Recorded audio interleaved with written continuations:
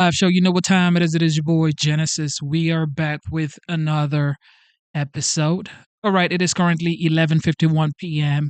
and of course today's date is the 24th of January 2025. 24 days into the new year, 5 nights that the legendary the 40 50 47 has been in the White House, and he has done a lot already.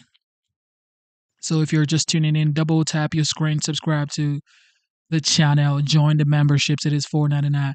And of course, today has been a very fun filled day. It's been a long day as well because I've had a lot to do today. You can hear from my voice, but life goes on. Get with it, get with the program, or get going. Get going, or get with the program, okay?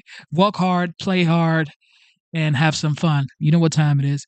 All right, with that being said, the legendary Donald Trump visited Asheville, North Carolina today. We saw that this afternoon. Now we're back tonight. He visited California and it was spicy. So if you're just tuning in, don't forget to strap in and realize that you are on for a ride. Okay? This is going to be a ride tonight. You're going to enjoy it and we're going to have some fun. Okay? We're going to have some fun for sure. You know, anytime Trump is involved, and Genesis is here to bring you straight up commentary. You better know you're going to have some fun. All right, let's get it.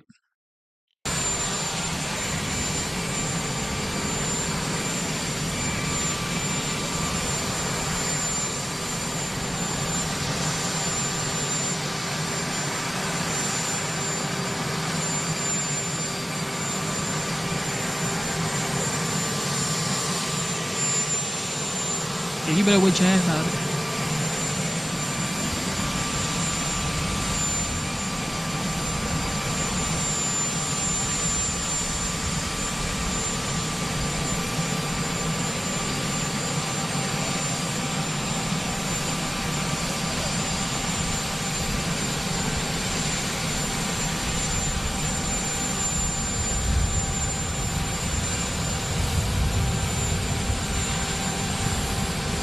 Gavin Newsom is out there waiting.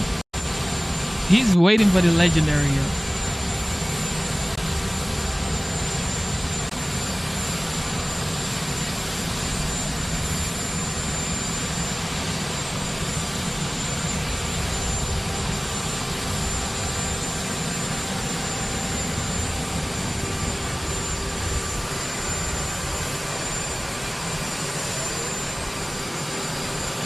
Yes, sir. This is going to be so much fun. Trump in California, y'all.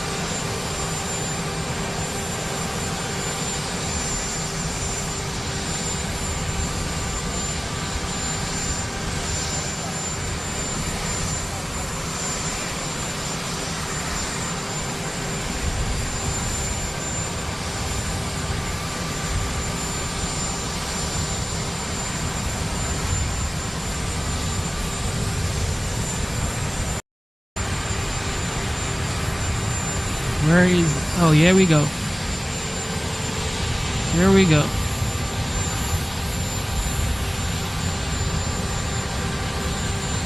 Melania is so cool. He is straight up cool, bro.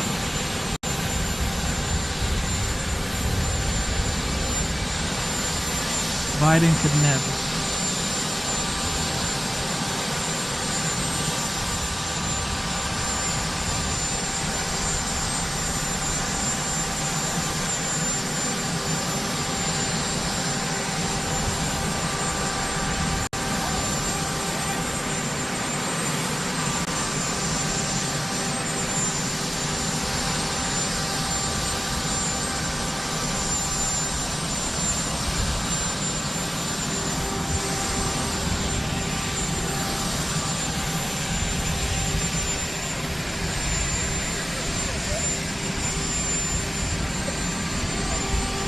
Oh my God. Everybody. So we just left North Carolina a little while ago. We have that in very good shape. We have the congressman in charge and Michael Watley, and we're going to do a lot of work. We have the Army Corps of Engineers, the governor coming out and meeting me, Kevin. Thank you very much. And we'll be talking a little bit. We want to get it fixed. We want to get the problem fixed.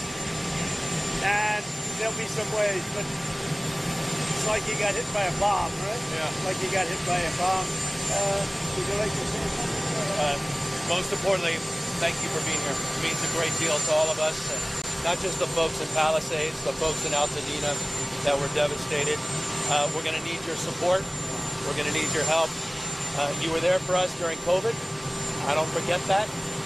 And I have all the expectations that we'll be able to work together. There we go. To get this speedy recovery. Bow down to the great one. Tremendous numbers of lives have been affected. A lot of real estate's been affected. Nobody's ever probably seen anything like this. You can almost say since the Second World War, when you think of it. I mean, nothing like this has happened. And we're going to get it fixed, so we'll get it permanently fixed, so it can't happen again. And again, we'll be talking a little bit later, and we'll get it worked out, okay? I appreciate it, Mr. President. Thank you, God. Thank you. Thank you very much. Both of you have disagreed a lot over the past week over what has happened in this state. How do you plan to We got to put your get it differences finished. aside? We're looking to get something completed. And the way you get it completed is to work together. It's the governor of the state. And we're going to get it completed. They're going to need a lot of federal help. Unless you don't need any, which would be okay. We're going to need a lot of federal help. So we're going to take care of things. Okay? I have all the confidence in the world we'll work that out. Thank you, brother. Thank you. I guess some of you are coming with us, and some of you not. Thank you very much. Thank you. I'll see you.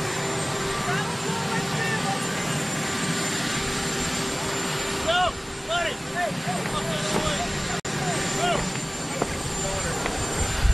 Looks like Gavin Newscomb is kissing the ring now. You know how to kiss the ring, bro. Yo, Melania is so cool, yo. Like, how is she so cool, bro? She way too cool. She's way too cool, yo. Melania is way too cool. We gonna have to do something about this coolness. She's way too cool, everybody. How is she way too cool?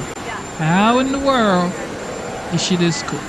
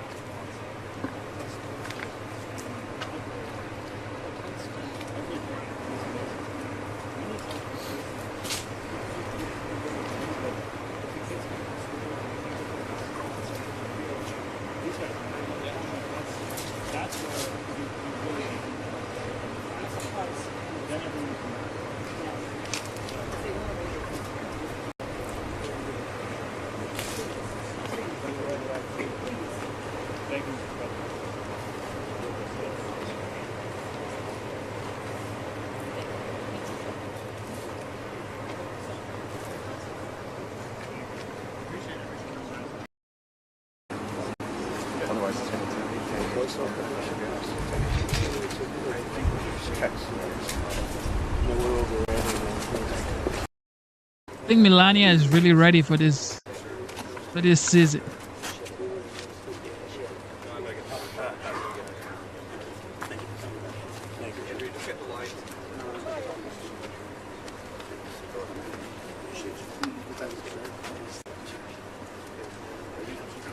Yo, Melania, she's ready though. She even at her outfit is different.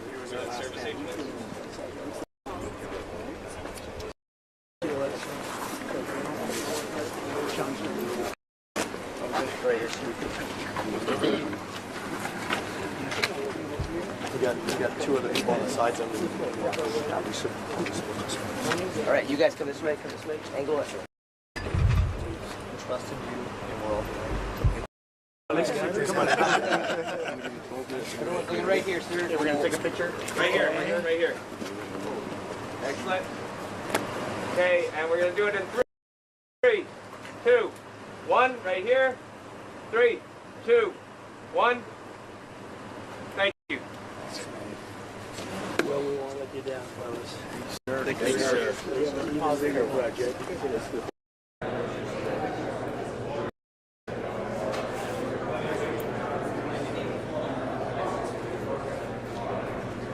All right, here we go.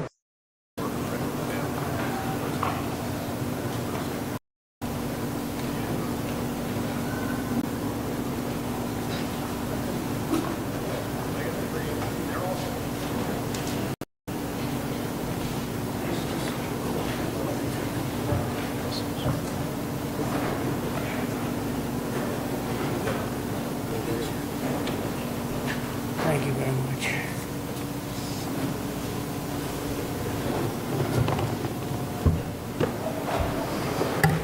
Well, thank you very much, everybody.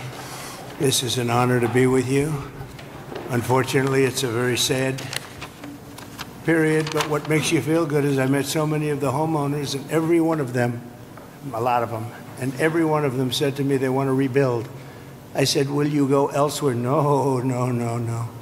It wasn't even like a question. They love the area. They love the people. It's like a family.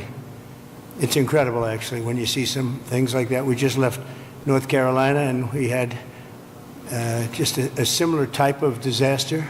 It was water instead of fire, but boy, that water did damage like I've never seen before. And then you come here and you see this. But the people are so amazing, and your fire department was so beautiful. Every one of them is in perfect physical shape. I said, what do you guys do? They have very high standards, I can tell you. And we took pictures with all of them, but very nicely they gave us a little helmet. And I said, you wear this, huh? Is this real? And they said, yeah. I said, it's awfully heavy. You have to be very strong to wear that. But that's the original, right? So it's pretty good. But I just want to thank everybody. We're going to be with you. Your governor met us at the plane, and we had a good talk, very, very positive talk. We have to work together to get this really worked out. I don't think you can realize how rough it is, how devastating it is until you see it. I didn't realize. I mean, I saw a lot of bad things on television, but the extent of it, the size of it, we flew over it in a helicopter. We flew to a few of the areas, and it is devastation. It's incredible. It's really an incineration. Even some of the chimneys came down, okay? When you have the chimneys come down, you know that's pretty hot stuff, and a lot of them were down. That was a bad sign, too. But I just want to commiserate, and we're going to celebrate. We'll be back to celebrate one day soon, I hope soon. The federal government standing behind you, 100%. The First Lady and I are in California to express a great love for the people of California. I've had great support always in California. We did very well recently, as you know, relatively speaking, at least I can say. And it's been amazing. I have property in California, not too far away, actually, right up the road in Palos Verdes, a big property. And I've always loved it. I've always loved being here. But we have to grieve for the 28 Californians who have tragically perished. And sadly, you're going to be finding more. And that's going to be very sad, because I know people are missing. And when you look at that kind of incineration, you know what's going to happen. You're going to find some more. But with all that we've gone through, I watched your firefighters, and they were really fighting at a big disadvantage. I got to know a lot of them just now, and they're incredible people. They were so happy. They were saying, congratulations, sir. You know, they're thinking about country maybe even before this location that they all love. But I'm pleased to be joined by many of the great California leaders, both Democrat and Republican. And it's an honor to meet some of you I didn't know, but I know every one of you by name. LA County Supervisor Catherine Barger. Thank you, Catherine, very much. Mayor Karen Bass. Thank you, Karen. It's nice to meet you. Representatives Jay Obernolte. Where's Jay?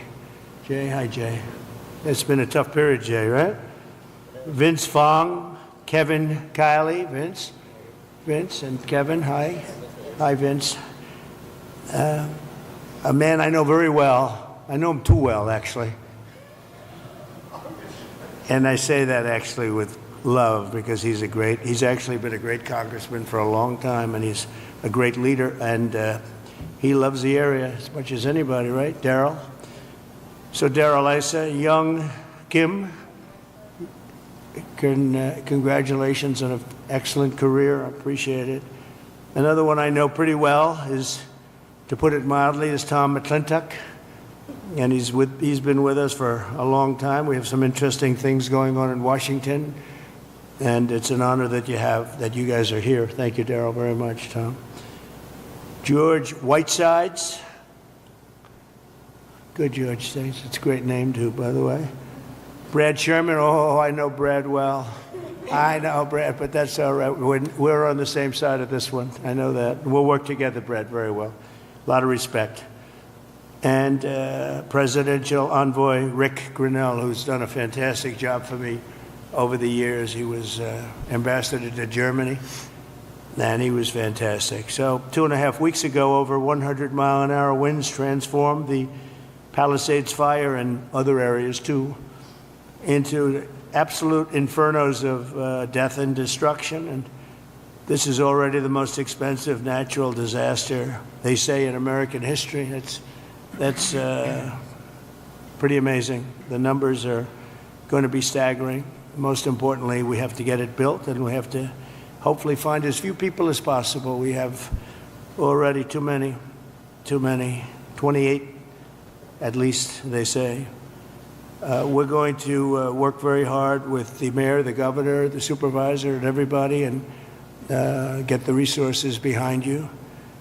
We have some amazing people, and we have some amazing fighters for things like this. I also had the concept of getting some of the best developers in the country. I've had so many calls from developers, and they want to come in. They don't want anything. They just want to come in and help, and they really know how to get things done and get things built.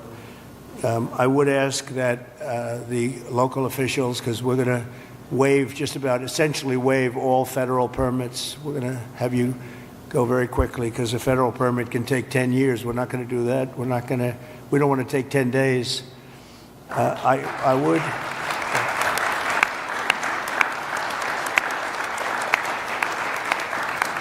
So we're declaring this a national emergency. By doing that, I can give you immediate permits. I'd ask that the local permitting process be the same. Some of the people were saying they're going to be forced to wait 18 months for their permits, and I don't think you're going to do that. I can't imagine that. So they are literally in a position right now they'd like to start tonight, and they'll clean their site, they'll do everything. They just want to start, and they were very concerned with the 18 months. So I'm sure you can get it down to, I would say, not even 18 days. They are ready, Mayor. They are ready to start. I met so many of them. The fire took place. It's nice and cool there now, and they want to start taking the debris. They want to take the debris. They want to do everything. They'll get rid of everything. They're going to do it by their own hand. And you're going to see some amazing things happen. So we're waiving the federal permits. Either waive them or give them to you so rapidly it's going to be essentially the same thing, but we're going to try and just waive them, and we'll rely on the local. But the local, I hope, is going to do the same exact thing. They're literally ready to start right away tonight. So if you could do almost the same thing or the same thing would be great. For a building permit, you're going to have to check things out a little bit. A lot of them, every single one of them said they're going to rebuild. I didn't have one person say they're selling or they're leaving or they're disgusted. They love their community, and it's incredible. We even had one from your neck of the woods, right? Yeah. Do you want to stand up? It was so nice the way she greeted my wife in a very different language, right? And it was very nice to see. And you're staying and you're going to rebuild and everything else. Yeah, everybody. So it's really great. So I'm signing an executive order to open up the pumps and valves in the north. We want to get that water pouring down here as quickly as possible and let hundreds of millions of gallons of water flow down into Southern California. And that'll be a big benefit to you. If you don't want it, you're going to tell me, but I can't imagine it. I tell you who does like it is the fire department. When I said that, they were very happy with that. They didn't mind hearing that. But we have a lot of water that is available, and I hope you can work that out among yourselves. But I think this will show that we have to have that water. We have to have that water. You're talking about unlimited water coming up from the Pacific Northwest, even coming up from parts of Canada. And it pours down naturally. It has for a million years. For a million years, it pours down. You'll never run out. You'll never have shortages, and you won't have things like this. And when you do, you'll have a lot of water to put it out. So I'm going to ask that you figure that out. But I really strongly recommended this 7 years ago, and I think I'm going to just do it. If you have big problems, you're going to let me know, but I just can't even imagine it. But we're also surging federal resources and assistance to the state, and California must adopt the common sense policies to prevent fires, and we all know that. You know, we were talking 7 or 8 years ago, I was talking to people from Austria, people from Finland, people that live in forests. And one of the gentlemen, one of the top great leaders of Austria said, we don't have forest fires, and we have trees that are actually far more flammable than they have in California, but they literally rake their forests. They take down, if a tree comes down, they take it down. They say you have 18 months. After that, it's like a matchstick. And I know environmentally, some environmental groups like the trees to just melt into the ground, but when they do melt into the ground, they become an inferno. So I think you're going to have to change your ways in terms of that. You have 30 years of leaves, and those leaves are dry as a bone, and they burn. You know, interestingly, because I was at Paradise, who is the general, right? A long time ago, I was at Paradise. What a beautiful paradise it was. And how is it doing, by the way? Are they rebuilding, right? Remember when he said, you were up here, President. I went there. I never saw anything like it. But you know what amazed me? I'll never forget it. The trees were okay because the trees are loaded with water. They sucked that water out of the ground. And this was an inferno, just like, I would say no different than this. And it was also the wind that caused a lot of problem. I mean, you had tremendous winds that there's not a lot you can do with. You had up to 100-mile-an-hour winds. It's unheard of. But when I was in Paradise, I noticed that the trees, they were dark on the bottom, but they were absolutely living, and they lived because they're soaking wet. But the trees that were on the ground, within 12 to 18 months, they say 18 months at a maximum, you have to cut them up, take them away because they're matchsticks. But we saw that. You saw that with me. I commented at the time. I said, look at this. The house is burned down, and the tree is standing, and it's, other than being a little different color on the bottom, and it went through an inferno. It's amazing. It's soaking wet. So I think they have to do it. It's called management of the floor. And when the gentleman from Austria and also Finland and other countries, they said we manage the forest floor very, very carefully, and we don't have forest fires. You know, they just don't have them. So I'm sure you're going to do the same thing. So there can be no golden age without the Golden State. It's a great state. It's a fantastic place, and we're going to have a big celebration soon. We're going to come back, and we'll come back as much as you need, and we're going to turn it around, and we're going to open the coffers. You know, America wants us to be taken care of This was a horrible thing to watch, and the way it just kept going and going, and then they'd find another area. It was like a genius on the other side. The fire was a genius, the way it kept moving, but we're not going to stand for it. I just met with the Olympic people, and they're all set to do a real job. So we have the Olympics, and I got them. You know, it was very interesting.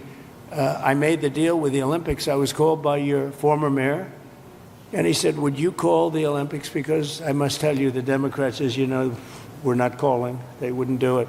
I don't know, there was a bad experience somehow.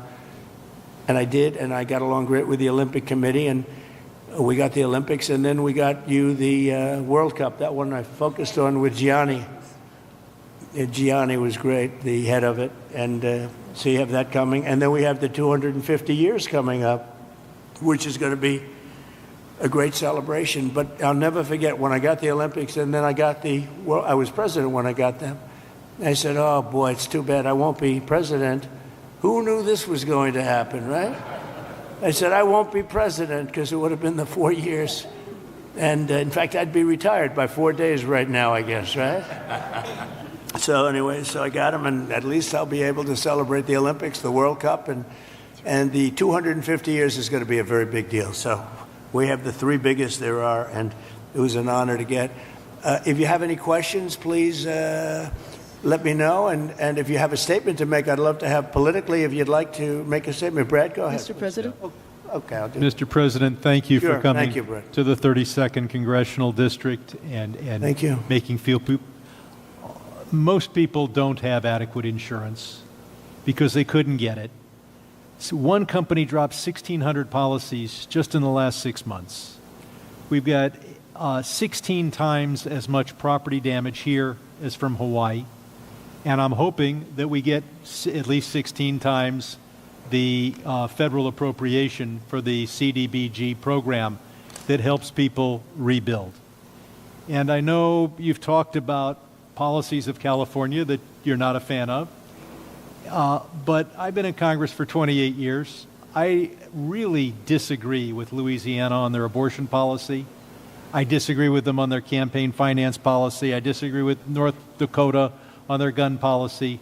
And I would never turn to somebody from Louisiana and say, you keep living on your cousin's couch, because we're not going to help you rebuild until Louisiana agrees with me on a woman's right to choose. So I'm hoping that we can get these funds and that we don't punish individuals for the policies of their state. You can disagree with them, and I think you've got some ideas. I look forward to us listening. Also on tariffs, I often agree with you on tariffs, but how about no tariffs on building materials for the next 3 years? Well, we'll take a look at that, actually. Mr. President. Take a look. Mayor, please. Yes. First of all, let me just take the opportunity to officially welcome you to Los Angeles. Really appreciate you coming, and especially you come just a few days after your inauguration. So I want you to know that your presence here is very much appreciated. Let me also say that I know you had an opportunity to see the devastation. You've seen the extreme loss, the grief that people are going through here. And we are 100% committed to getting this neighborhood rebuilt again. You mentioned a couple of things in terms of us expediting. So I signed executive directives right away so that we could cut the red tape, we could get people back building as fast as possible, and we're going to continue doing that. Mayor, the one thing is they are saying they will not be allowed to start for 18 months. No, that will not be the case. Okay, I just hope that you're will right. not, you can hold me to it. There's 4 groups said that. No. That would be they should be able to do it. They should be able to start tonight. That will not be the case. You know, first we have to take care to make sure that there's not getting rid of the hazardous waste, cleaning things up so that people can start right away. And just like you said, if somebody had their house was destroyed and they're going to rebuild essentially the same, maybe a little bit longer, a little bit higher, they really shouldn't have to go through much of a process. So I want you to know that we are expediting that. We absolutely need your help. We need the federal help. You're a builder. You've got it. I told you. You will have no permit problem. There will be 0 delay. And as far as I'm concerned, you already have the permits. And the resources. I am more worried because I met at least 8 groups of of homeowners. And I'm much more worried about the fact that they said it's 18 months exactly, and they were devastated. They want to start now. They want to start removing things. They're not allowed to do it now. And you mentioned hazardous waste. Well, the hazardous waste, what's hazardous waste? I mean, you're going to have to define that. We're going to go through a whole series of questions on determining what's hazardous. Nope. I just think you have to allow the people to go on their site and start the process tonight. And we will. Okay, good. You can come back and check. Very Mr. President? Yes. I'm Congressmember Judy Chu, and I represent the areas of Altadena and Pasadena. Yes. That's the Eaton fire, and there is a world of hurt there. I know that you've gone to the Palisades and you've seen the devastation, Right. but it's apocalyptic in Altadena, and thank goodness I have a partner with Supervisor Catherine Barger in working to help people get back to normal and to rebuild. But right now they have nothing, and there have been 9,500 structures burned. Most of the deaths have occurred in our area with the Eaton fire, and thousands of people are without homes. And these are working people. These are working class people. They are people like Dr. Jackie Jacobs, who was an educator all her life and then finally became the first black administrator of her educational institution, Pasadena City College, and then retired, now 88 years old, and then her home of 30 years burned in Altadena. Yeah. She has nothing. She left with only the clothes on her back.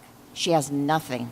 And so they need this help, and I just want to make sure that you remember the people in Altadena and Pasadena, and that you can come there and see how terrible the devastation has been there so that they can get the help that they need. Just remember one thing, and I like the way you express yourself beautifully, actually, but I've only been here 3 days, and I'll do a great job. But we had another president, and this took place during the life of another president, not me. But I'm going to be the president that's going to help you fix it, because he would not have been able to help you fix it, okay?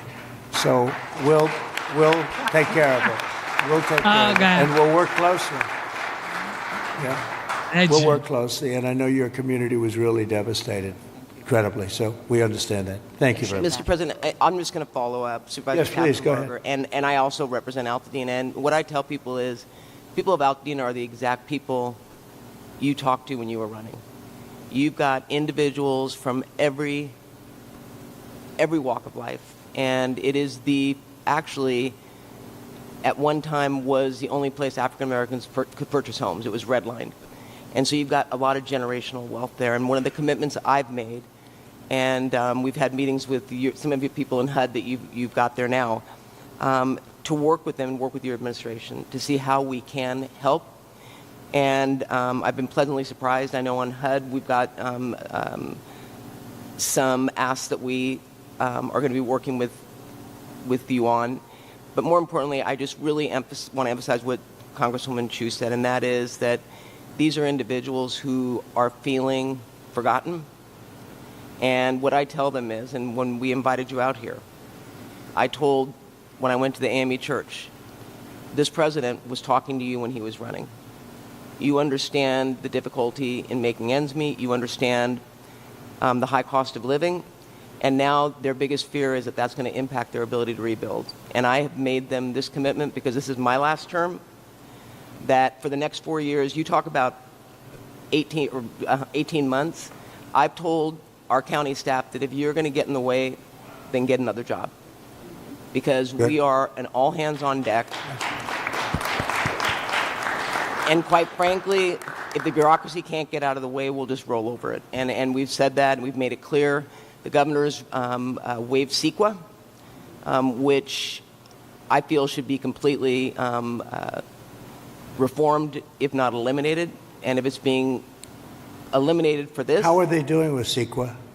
How are they doing? How is it? What's been the attitude of the people running that whole situation? It adds sometimes years on to an application. Can't do it. Can't. No, and the governor's And waived- Coastal Commission also. He waived that We're as going to well. have to override the Coastal Commission because Right. I've dealt with the Coastal Commission for a long time, and they are considered the most difficult in the entire country. And we cannot have them play their games and wait 10 years to give somebody a permit. In fact, I'm going to override the Coastal Commission. I'm not going to let them get away with their antics. Well, Okay? Thank you.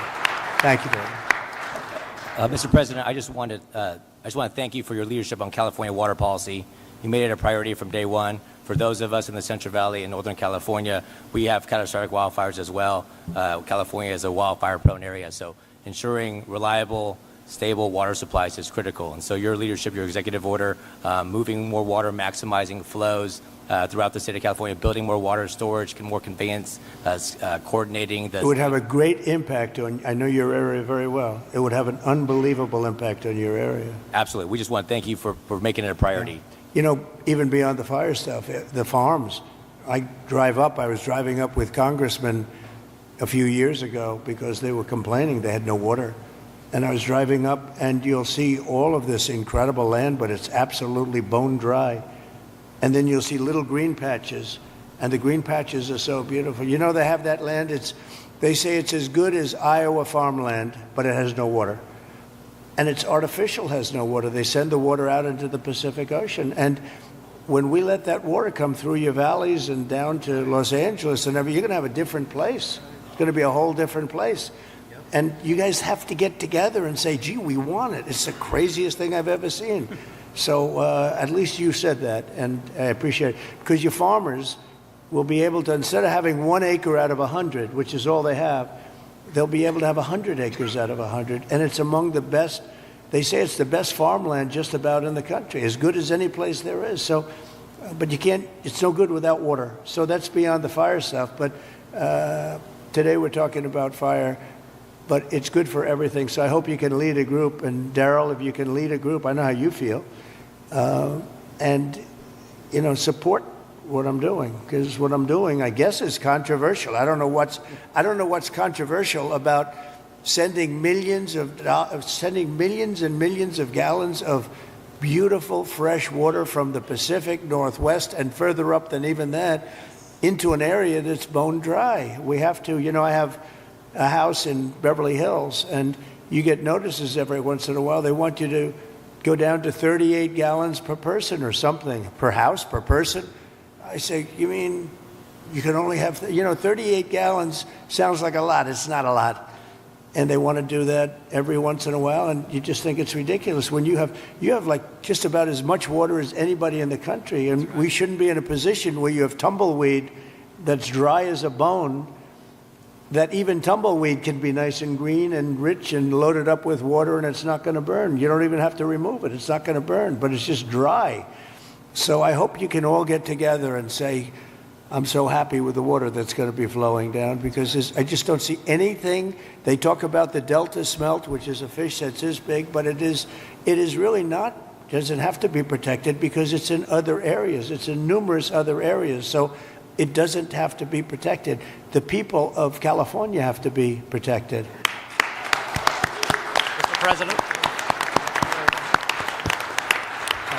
Mr. President, could I just speak for a moment? Kevin Kiley, California. Yes. First of all, you're absolutely right about the Coastal Commission. I've introduced legislation to rein them in. We've been talking with Rick about this. They're out of control. Absolutely out of control. It's insane the things they've been getting away with. I think they thrive on it, actually, if you want to know the truth. It's so ridiculous. That's right. They even tried to stop SpaceX from launching rockets. It's just That's true. But you mentioned your predecessor and how he didn't fix the situation, which is absolutely right. Not only that, during the Calder fire, which was a few years ago, which was in my district, 600 people lost their homes in a town called Grizzly Flat. He came and he promised that he would help them out, but he broke that promise Many times, he never delivered them the individual assistance they were asking for. So this has underscored for me the importance of helping the victims, making sure in this situation, in every fire, we get money to the victims, and we make sure that, that nothing stands in the way of that. But I just want to thank you for your focus on bringing sanity to California, water and fire policy. There's no place that needs a revolution in common sense quite like California. You have so much water. Use it and be happy about it. Mr. President. Be happy. Mr. President, my name is Be Joel happy, Pollack, yo. and I am a journalist with Breitbart News, but I happen to live in the Pacific Palisades, as do other colleagues. One colleague, John Kahn, wrote the song Fighter, which you played at your campaign rallies. He lost his house and the studio he wrote that song in. We were lucky because I was able to fight the fire on my fence. But when I got to my house, there was no water in the pipes. So I got inside and I picked up the flower vases because I give my wife flowers every week, and there was water there, and we started with that. Then I found my son's bucket of baseballs, and I dumped the baseballs on the ground, and I used the bucket. But there was still no water, except for the water in the gutter coming from the burnt homes uphill. So I went to and fro to my gutter and my fence with my bucket. 2 guys showed up in a truck, 2 neighbors. We found 2 more buckets, bucket after bucket after bucket. Many of my neighbors, including some here, tried to fight the fires. They couldn't. We were lucky our house was saved. But we should not have to rely on buckets to put out a fire. That's right. You can't stop an 80-mile-per-hour wind or 100-mile-per-hour wind, but there were many things that went wrong here that are basic and small. We did not have traffic police to guide the evacuation, so there was gridlock on Sunset. They've removed the vehicles now, but there were dozens of vehicles that were abandoned by drivers who fled for their lives because there were no traffic cops available. The fire department wasn't pre-deployed, even though there was an extreme wind event coming. And many of my neighbors lost their fire insurance in the days before the blaze. So I asked my neighbors, what would they want to know if I could ask the president a question? And the number one thing was insurance. Can you work with the insurance companies to get people back to where they were before they lost the coverage because of California's regulations?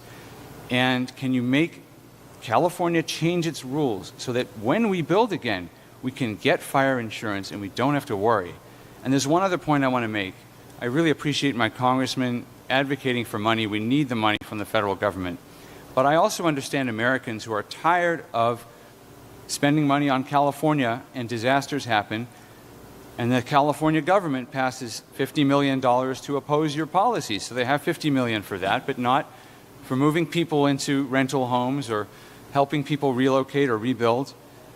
I would like to ask you to follow the 9/11 Commission precedent and appoint a special master to watch the money, to make sure that every federal dollar that gets spent here is spent on fire relief and rebuilding and not on everything else.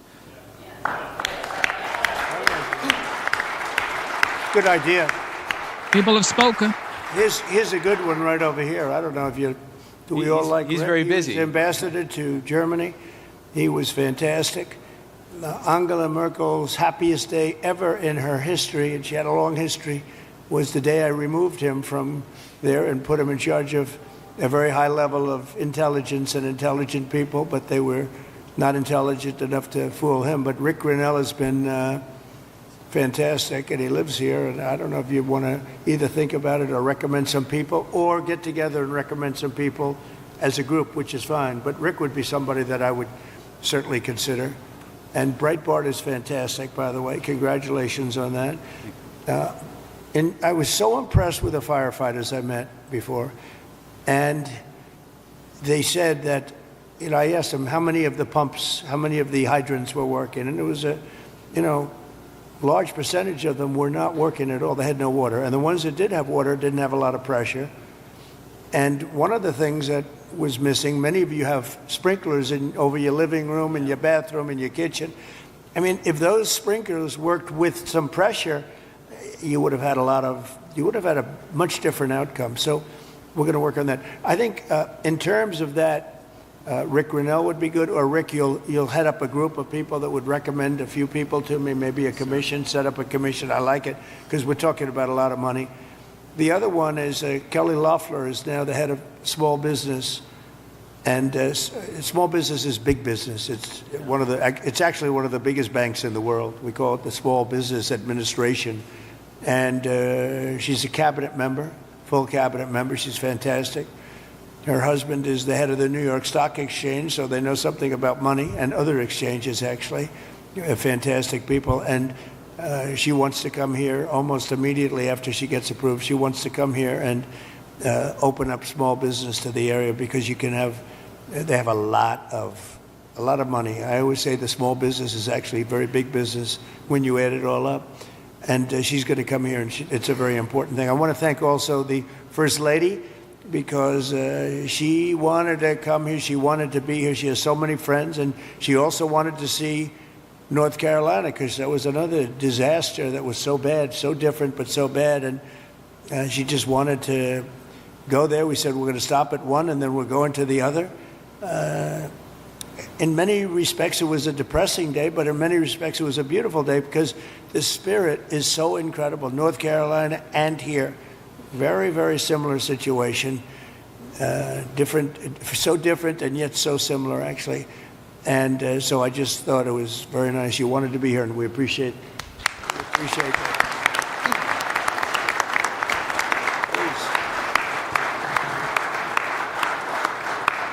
Please. Jay?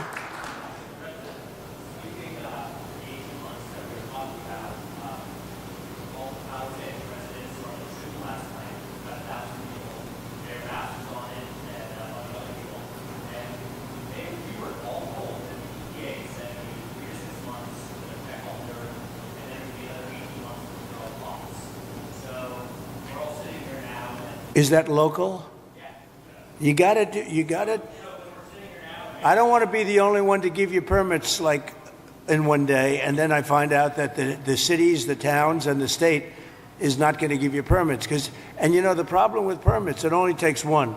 Yeah. You might need 7 different permits. You shouldn't have any at this point. You should just let them build. And you're only as good as the weakest one. So if you have one that's going to hold you up, but the others are going to give it to you in 24 hours, it's not going to help you very much. So they have to work on that. So we were told last night 18 months, so that's not the answer. They're asking what is the answer? It's what everybody said. Well, and let me just tell you that we are going to do everything we can, slashing regulations, expediting everything so that people can begin the process right away. We have the Disaster Recovery Center on Pico and Westwood. We have building and safety there. People are already contacting the local agencies. We're bringing our city departments together so that people don't get caught in the loop of going from one room to the next. We want them all to be in the same room so that you can get busy rebuilding ASAP. Absolutely. Yes. Yes. And we will clear the lots, absolutely, in the city and in the county. We are working together. Both levels of government are working in unity. Yeah, you ain't doing nothing. Yeah. Yes.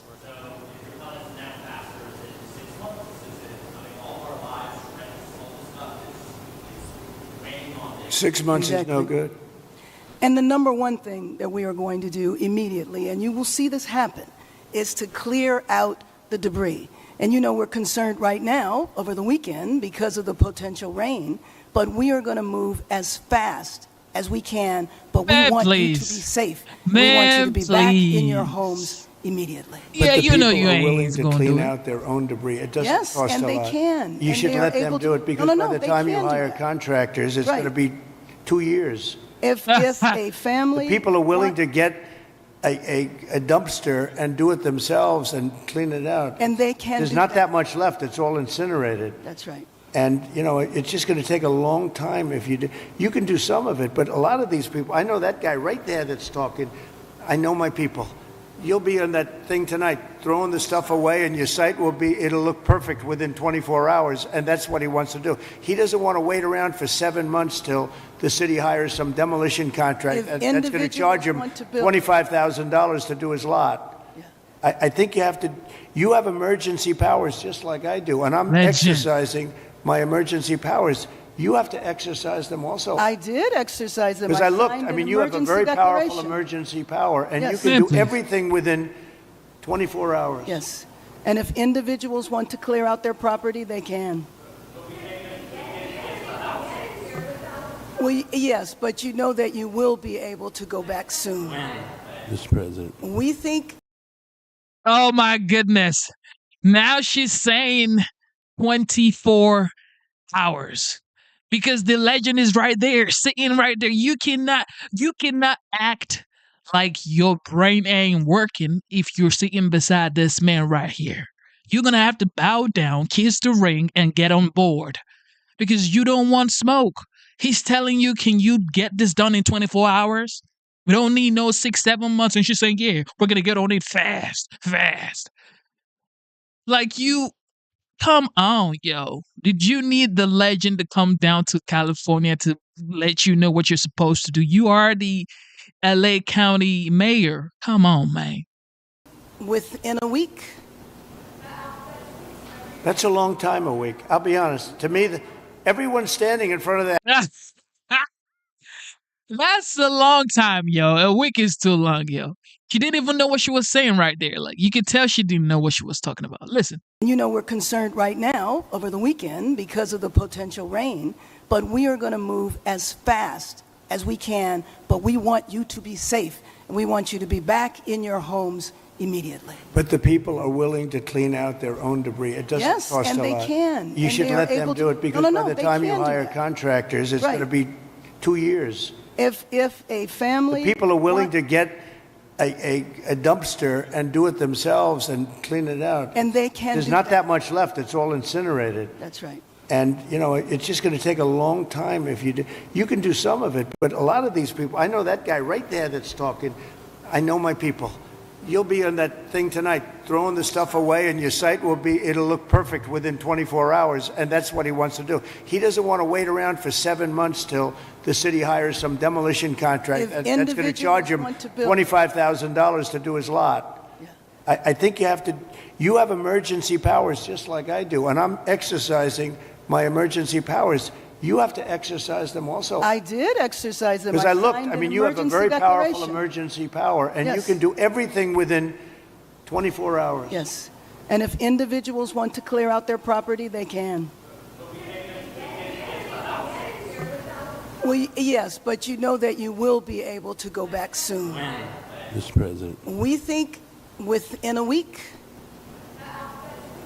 That's a long time, a week. I'll be honest. To me, everyone's standing in front of their house. They want to go to work, and they're not allowed to do it. And the most important thing is for people to be safe. They're safe. They're safe. You know what? They're not safe. They're not safe now.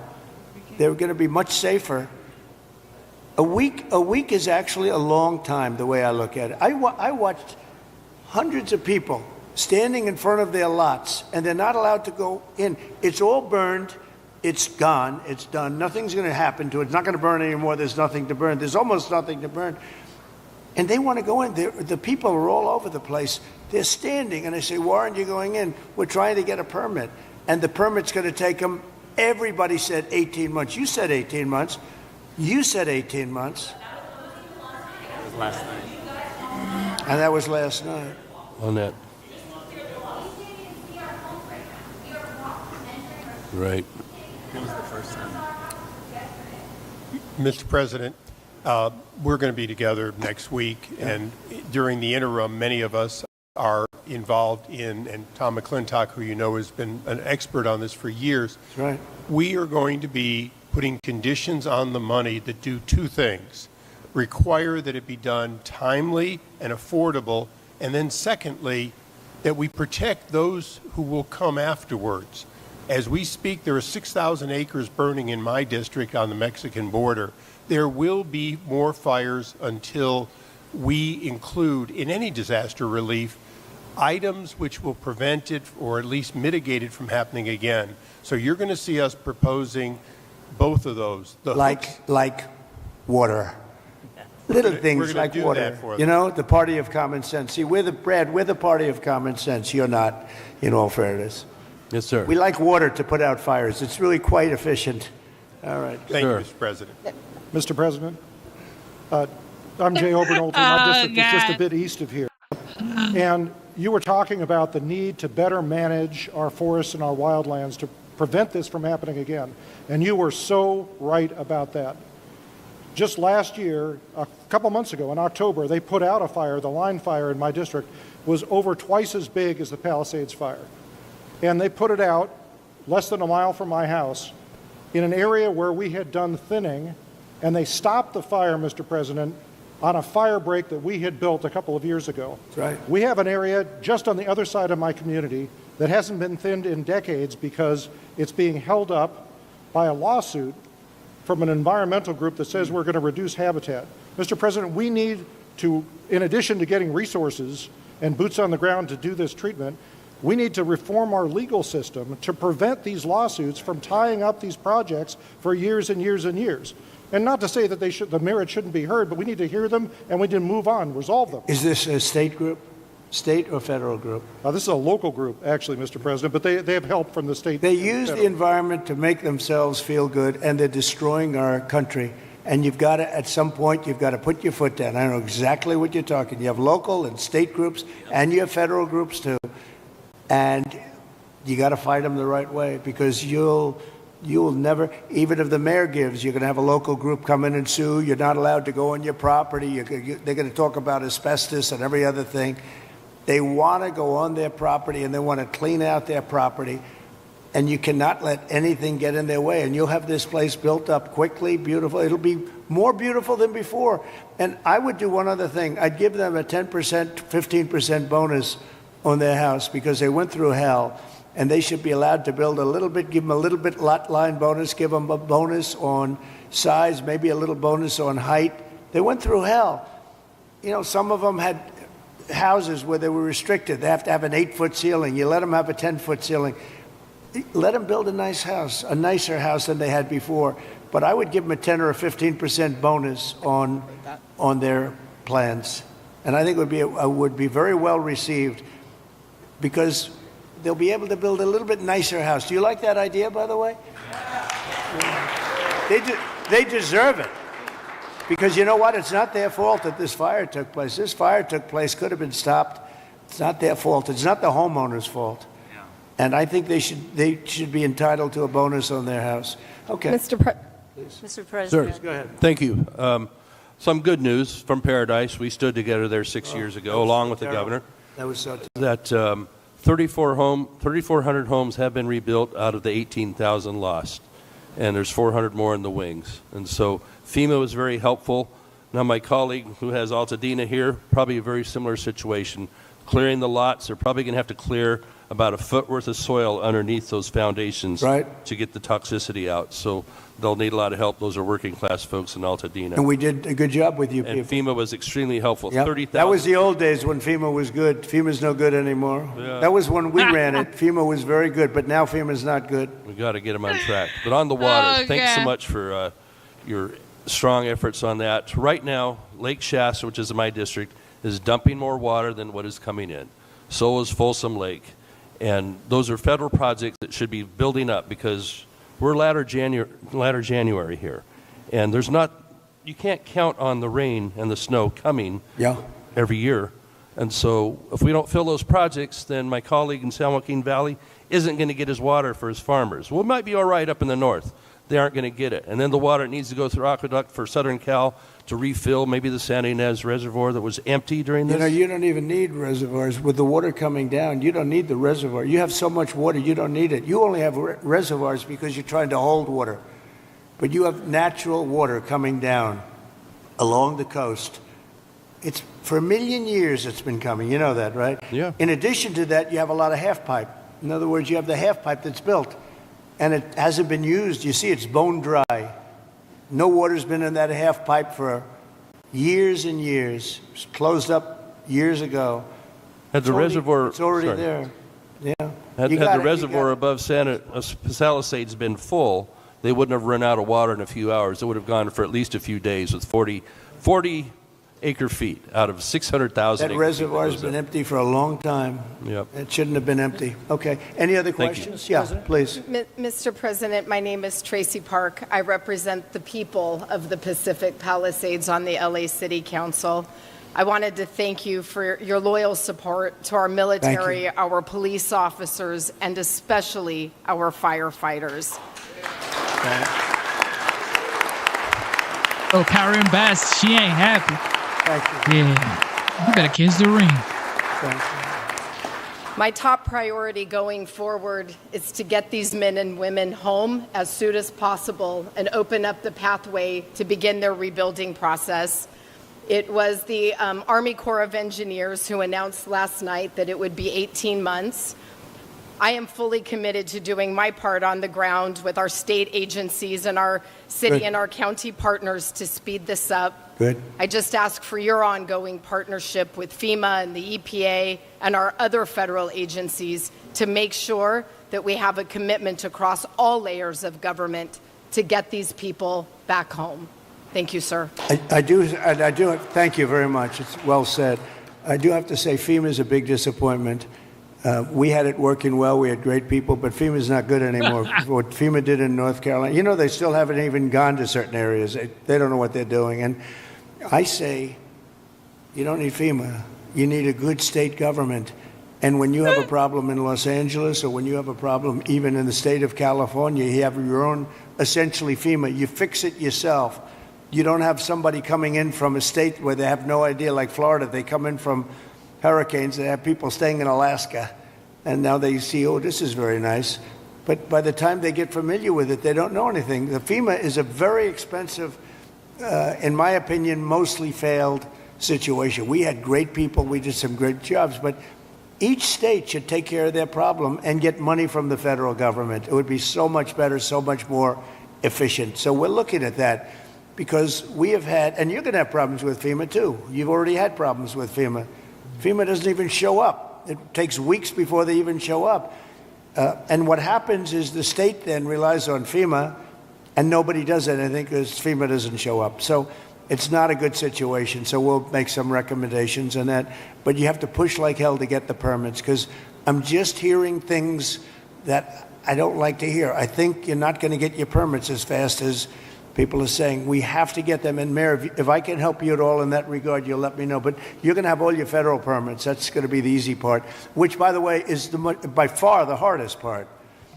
You know who controls your water is Department of Commerce, and I already have that approval. And that's usually a very long process, but that's the hard part was the federal, but we already have that done. So anything I can do, please let me know. Please, go ahead.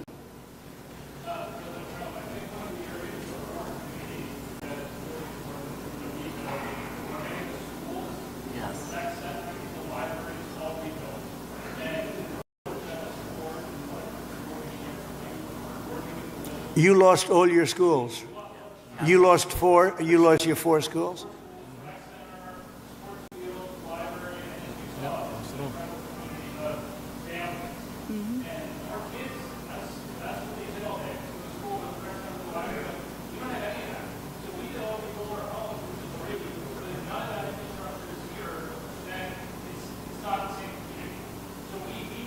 Were they completely burned down, the schools? Wow. All of them? All of them?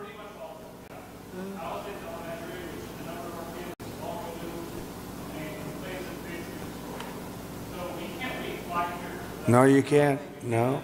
That's right.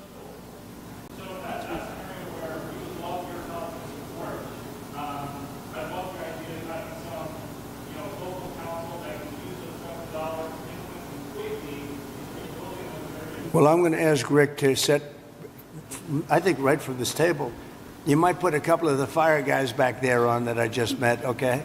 Because they're really good. But get a group and figure out how we can do the processing faster. Mr. President, if I can just defend FEMA a little bit. Yeah. They brought thousands of people in. I don't know how they're doing in other states. They're doing a good job for us here. They've got a huge center that's open from 9 in the morning till 8 at night. But also, when you have a disaster this size, you need to be able to deploy thousands of people, which they've been able to do. Now, California, if we did it on our own, maybe we'd have thousands of people. You do. But if Rhode Island has a Palisades disaster, are they then supposed to keep How many people do you have in California? 36? How many million? How many million people do you have? You have 40 million people. You're not going to get a few thousand people? The problem with FEMA is they come from all over the country. They end up in arguments with your people from California because they want to do it a totally different way. And I can live either way, but you haven't gotten very much done with FEMA and all you have to do is look at North Carolina. It's one of the great disasters of all time. And Mr. President, you can't have Rhode Island maintain a staff of thousands and thousands of people waiting to see if they have a disaster. Do you know who came in and fixed North Carolina or the process? Other states, people from all over the country came. And you have the same thing. You have a lot of people from all over the country. Getting the people is not a problem. Getting the organization's a big problem. FEMA's incompetently run, and it costs about 3 times more than it should cost. I'm hoping we that can you spend can get money a on better run. schools instead of giving money to bureaucracy. It takes you so much longer. Mr. President, It takes you so much longer. FEMA for helping our people. FEMA has a standard, Brad, and I'm a builder. I was a very good builder. FEMA has a standard that's so slow. They want permit on permit on permit, and then they want permits on top of that. If you use FEMA, you'll be here for a long time. What I'm saying is get the city, get the state to give you immediate 24-hour permits. These people are going to build their own homes. They're going to get them built fast. How many of the people, could I ask you one question? How many of the people, what are people going to do for financing? What are people going to do? How many people can build a home, a percentage-wise, like where they don't have to go out and get funds? Some people are just not going to be able to rebuild their home because they have a beautiful home, but they don't have cash, right? So what are people looking to do in that case? You're going to have a big percentage, I would assume, Brad, like that. What are they going to do? Go ahead. Mr. President, without your help, they're only going to get $43,000 from the federal government, even if they have a half million dollar you did something, loss. Brad, where every insurance company in the country left California. That's why you have no insurance, because you made it so impossible. People that think like you made it so impossible. And you know, Brad, every Mr. insurance President, company. I don't know what I'll tell you this, about my thinking. I've never seen a state where almost nobody has insurance. And I said, what happened? And they said like 6 months ago they all left. And 2 years ago they had different, quadrants, but they left. And you have very little insurance here. I mean, I've never seen anything like it. We had a lot of insurance companies pull out, but I have no idea. And the insurance companies actually have been warning you. Now, I'm not a big fan of insurance companies, okay? They have their big drawbacks too, but the insurance company, I read the papers very well, and they've been warning California for a long time. They've also been saying, we want water. You don't have water. You're supposed to get fire insurance. And the insurance company goes, you don't have any water in your fire hydrants. So it's a tough situation. I'm not a big fan of insurance companies. I get that. They're pulling out of Florida Brad, as you well. lost your insurance company 6 months ago because the state wouldn't give them what they had to have. Yeah, and Mr. President, I remember the Go ahead, please. Go ahead. I'm Ed Ring from the California Policy Center, and in the matter of prevention of fires, in the matter of the cost of rebuilding, both of which affect insurance rates, I think one, to support something one of the other participants said, a reform you might consider, and it could be an act of Congress, is that the losers in environmentalist lawsuits pays the legal fees. And I think that would be a big step in the right direction. The losers of a lawsuit should pay all the fees. Oh, you mean loser pays. I love that. Well, if you did loser pays, you could cut your courts in you could cut them down about 90%, loser pays. You know what would also benefit? Medical. If you had loser pays for medical, your medical costs would go down by 50%. That's an interesting thing. I bring that up, but the only problem? The strongest lobby in the world, you know what it is? The lawyer lobby. So when you go back to your local congressman, hello, congressman, how about going against the lawyers for a little while? No, loser pay is, very good. In Europe, they use it in certain parts of Europe, and they have very little litigations, right? Yes, please. Mr. President, I represent the 27th Congressional District, which is on the north side of the North San Fernando Valley through Santa Clarita and Lancaster and Palmdale. I just wanted to tell you a story of heroism. Yesterday, we had another big fire. We had several big fires across, and this fire was moving fast. It was moving 1,000 feet per minute. But what these heroes did, the firefighters and the sheriffs and the law enforcement officials, they mobilized 4,000 people within about 6 hours. They mobilized 20 air attack aircraft and helicopters, and they saved the city of Castaic. And so I just wanted to ask you to join us in recognizing those amazing heroes. I love that.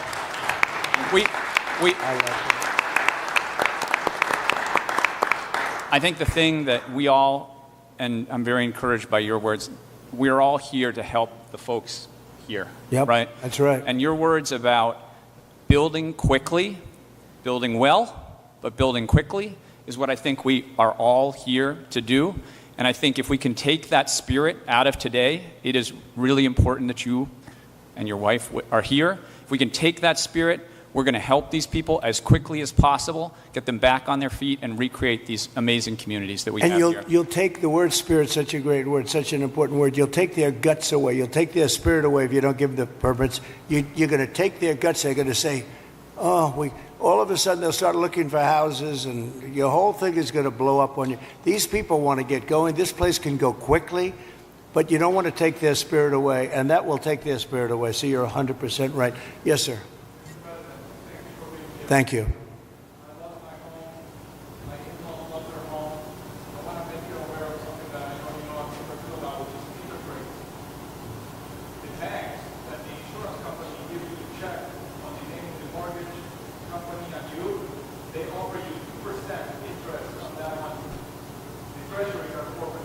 Right.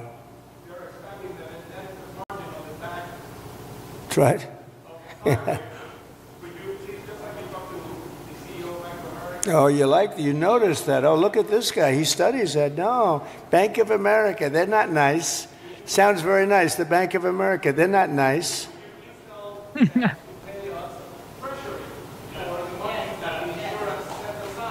Well, we're doing numbers on banks, yeah. We're doing it. Is that Leonard Boxer next to you? Leonard? Huh? We have Leonard, there's Skip. I have them all here, huh? Look at Skip. I haven't seen you in a long time. You used to be a very good golfer. You still a good golfer? Huh? And he's a good guy, too. Hi, Skip. You got them all, huh? Got Leonard, Skip. Thank you. Go ahead, please. Mr. President, I just wanted to say Paradise is coming back because of the help that you gave us. And we really want to thank you for that. And that's why we're here also, is because we want to help our we did a good job with Paradise, didn't we? What a fire that was. It was a terrible fire. We've had many people were found, and only the certain type of German Shepherd could even find it, right? You could not tell. The dog would go right up. There's the body. And the incineration was so horrible. So horrible. And when we see the same devastation. So Paradise is going good, right? It's going good. We're coming back. Yeah, it's because of the help, and we want to help our brothers and sisters here in LA to come back too. And I know that's what you're going to do. And so we really appreciate that. But from Paradise to the Palisades, the problem is fuel. It's the fuel, the vegetation, the dry grasses, the chaparral. There's a tremendous amount of it, and we're not. You got to remove it. You got to remove it, and you got to remove it, and you got to do the other things that we've said 10 times. I mean, right. You got to remove it. You just can't have it. I see it even now. I saw the fire. We flew over it, and you got a lot of dry stuff. It's bone dry. And the environmental. And I predicted this 7 years ago. I said, do it, get it done, and everybody laughed. They thought it was. I said, forest management. They thought it was such a funny term. Ha ha ha! That's so funny. Now it's not funny anymore, we were right. It's number one cause of these fires, number one cause. You wouldn't have any fires. Right. And if we just remove those environmental regulations, NEPA, CEQA at the state level, that get in the way of us doing those projects. It's all a con job, you know that, right? It's all Berry Creek, a big con the job. town of Berry Creek in my district. Yeah. CEQA stopped them from doing a fuel reduction project. They said 18 months. That's where 18 months comes from, because at least 18 months on a CEQA review. That community is no longer here today because of the North Complex fire. We didn't build that project. We need to make sure that never happens again. We have to stop those things from happening so we don't have. Well, it will happen here Palisades. unless you're very strong as a group of people and demand that you have the right to go onto your property and start the process immediately, like tomorrow. How many people did I see on your street where they're standing in front of their lot? The house is, there's really not much demolition. It's incinerated, right? So it's not like a lot of stuff. It's not like you have 3 stories worth of concrete. It's all incinerated. And all of the people were standing there and they weren't allowed to even go onto their lot. You got to let them do. If you can do that, you're going to see this thing go like wildfire. And if you don't, you're going to have those lots for years because people are going to leave. They're going to, as much as you love your location and your place, and you're in the real estate business, as much as you love your location and your site, your housing sites, they're going to leave. They're going to leave. They're going to find other things. They're not going to put up with it. They have spirit now, but in a year from now, they won't have spirit if you don't let them go. So just harness it. Well, I think, look, I'm going to give you everything you want. I'm going to give you more than any president would have ever given you. If most presidents wouldn't be here, number one. They certainly wouldn't be here after 3 days. They would not be here. I can tell you that. And we're going to override all of permitting. The only thing you have to do is get your state people, which should be very easy, because that's literally so easy to do. And I know the mayor, and I know she's working very hard, but she's got very powerful emergency, it's called an emergency petition, and you can petition very quickly. And I just hope you can give them, because it's very rare that the federal government would be ahead of the state government, because the federal permits are much tougher. But you essentially already have your permits. You can just go and go wild. Brad, as soon as you can get those permits, whatever you can do, if you can put that genius of yours to work on getting a permit, you'll be doing much better than some of the other things you've said, okay? But we do appreciate you. So, Mayor, could I just leave you with that? It's a big permitting deal. We're going to be back, and I'm going to put Rick in charge of just representing me for a period of time until we figure out exactly who we want to do it, whether we want a commission or an individual. You know, if you have a good individual, if you have a really good individual, and they are rare, but if you have a really good individual, it's always better than a commission, because a commission gets bogged down a little bit, Darrell, right? So it's if you had the right individual. And I know we do. We have a lot of great individuals in this community. But it's an honor to be with you. It was an honor to be with your firemen before and your policemen. We met some great people. And these are people that are leaders, and they're just fantastic. It's a fantastic group of people, and they were very brave. I want to tell you, your fire people are so well thought of. You had big fires, and it was hard to put them out, but boy, were they brave. They were really fighting against a tough thing, and everybody in the country knows it. Everybody in the country knows it. And it was an honor to be with you. So I'll be back, and we'll work very hard, and I hope you guys can start doing your cleanup starting like tomorrow at around 12 o'clock, okay? Thank you all very much. Thank you very much. Thank you. Thanks, Brad.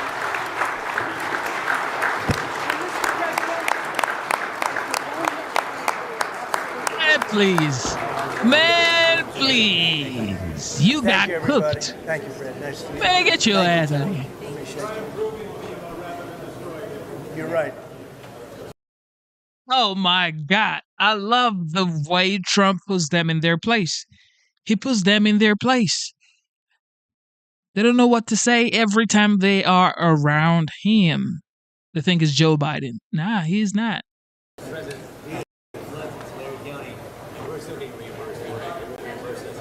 Good. It'll work out. It's gonna work out. Congratulations. Melania is just a trophy, though. She's definitely a trophy. Man, move you. Stop trying to kiss the ring, Karen. Man. Stop trying to kiss the ring, y'all. Yeah, you got cooked. Told you. I told you, Karen Bass. All right, check this out. Trying to be cool. All right, so we're gonna check this out real fast. But we are going to move. All right, here we go. I want us to throw this back, see the exchange between the legendary, the 45th, now the 47, Donald J. Trump, and of course, Karen Bass, the mayor of LA.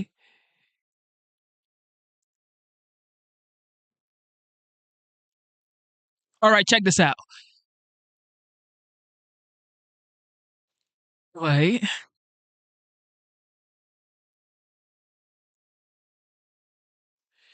All right, check out the conversation between Trump and Karen Bass. Of course, she got cooked.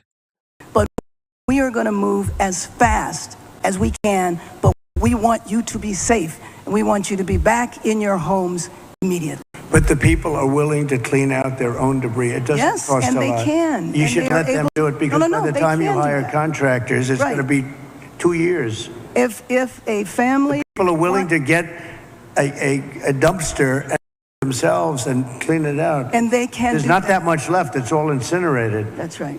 And, you know, it's just going to take a long time if you do. You can do some of it, but a lot of these people, I know that guy right there that's talking. I know my people. You'll be on that thing tonight, throwing the stuff away, and your site it'll look perfect within 24 hours, and that's what he wants to do. He doesn't want to wait around for 7 months till the city hires some demolition contract that's going to charge him $25,000 to do his lot. I think you have emergency powers just like I do, and I'm exercising my emergency powers. You have to exercise them also. I did exercise them. Because I looked, signed I mean, an you have a emergency very powerful declaration. emergency power, and you Yes. can do everything within 24 hours. Yes. And if individuals want to clear out their property, they can. Yeah, that's cap. Well, yes, but you know that you will be able to go back soon. Mr. President. When? We think within a week. That's a long time, a week. I'll be honest. To me, everyone's standing in front of their house. They want to go to work, and they're not allowed to do it. And the most important week thing is is a for long people time. to be safe. They're safe. And what is she trying to do talking back at the president? This is the commander in chief of the United States Armed Forces. What are you doing? This is your president, duly elected by 77.3 million people. So shush and let him talk. Oh, the most important thing is for them to be safe. They want to go back. They're safe. Let's get it, Mr. President. What, they're not safe? They're not safe now. They're going to be much safer. A week is actually a long time, the way I look at it. I watched hundreds of people standing in front of their lots, and they're not allowed to go in. It's all burned. It's gone. It's done. Nothing's going to happen to it. It's not going to burn anymore. There's nothing to burn. There's almost nothing to burn. And they want to go in. The people are all over the place. They're standing, and they say, "Why aren't you going in? We're trying to get a permit." And the permit's going to take them, everybody said 18 months. You said 18 months. You said 18 months. Last night. And that was last night. On that. There are people there saying they heard it's going to take 18 months to get permit. So it's like, and now she's here saying, about a week. About a week. Of course, now you have the commander-in-chief here. You're trying to make it seem like you're fast. We're going to get it fast. No, you ain't. No, you ain't. Nah, you ain't. Do your job and be efficient. This man has been working for 4 days straight. He got inaugurated. He got sworn in when? On the 20th. This is the 24th. He is in California on the 24th. 4 days in office, he's already in California. He's already been to North Carolina. He's already sent troops to the border, sealed the southern border. Be efficient like this man, yo.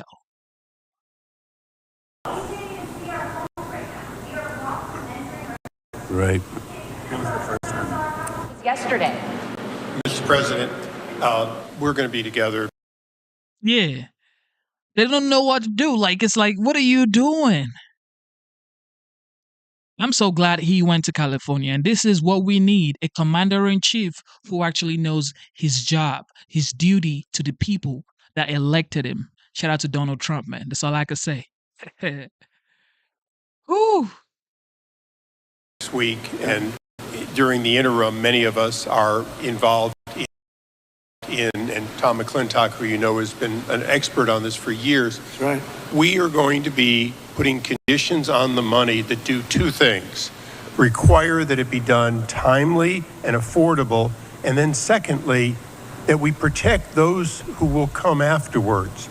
As we speak, there are 6,000 acres burning in my district on the Mexican border.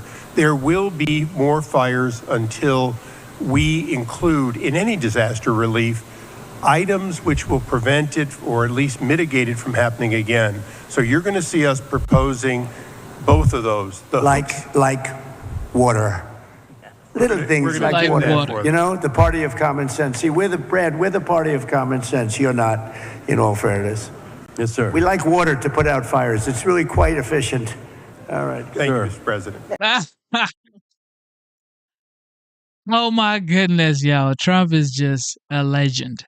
With that being said, ladies and gentlemen, thank you for tuning into the live show. You know what time it is. It is your boy Genesis. Double tap your screen, subscribe to the channel, and let's have a good time, okay? If you didn't know, Pete Hegseth has been confirmed as the legend that he is, Secretary of Defense. So, enjoy. J.D. Vance is now taken to the dais. He's on the Senate floor to cast the deciding vote for Pete Hegseth. If not, on this vote, the yeas are 50 and the nays are 50. The Senate being equally divided, the Vice President votes in the affirmative, and the nomination is confirmed.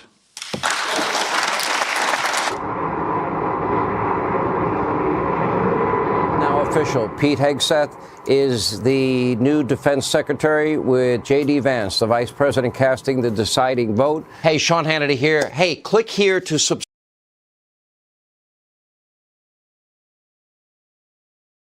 Pete Hegseth is in, ladies and gentlemen. This is about to be a ride. It is about to be a ride, yo. This is going to be fun. This is going to be absolutely fun.